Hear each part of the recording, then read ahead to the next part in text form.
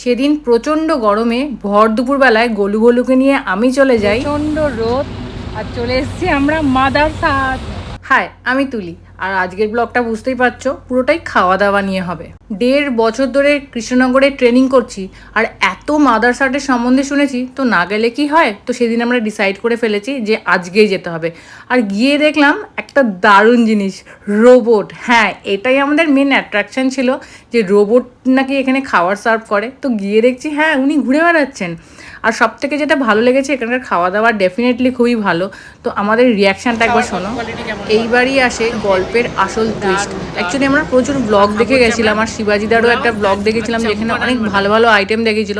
তো আমরা যখন ওগুলোকে চাই তখন বলে কিছুই নাকি অ্যাভেলেবেল নেই। তো আমরা বাধ্য হয়ে চম্পারন মাটন নিই, কিন্তু একদমই এক্সপিরিয়েন্স খারাপ। কারণ চম্পারন মাটন আমি আগেও খেয়েছি, একদমই ভালো লাগেনি। তাই ওই যে দারুণ দারুণ যে দুবার বললাম, ওটা থেকে একটা দারুণ মাইনাস। এমনি আমার অ্যাম্বিয়েন্স খুবই ভালো লেগেছে, আর স্টাফদের বিহেভিয়ারও খুবই ভালো। আর সব থেকে ভালো লেগেছে রোবটের খাবার সার্ভ করাটা। আমি তো বুবুনকে বলছিলাম, বুবুন একটা নিয়ে বাড়ি চল।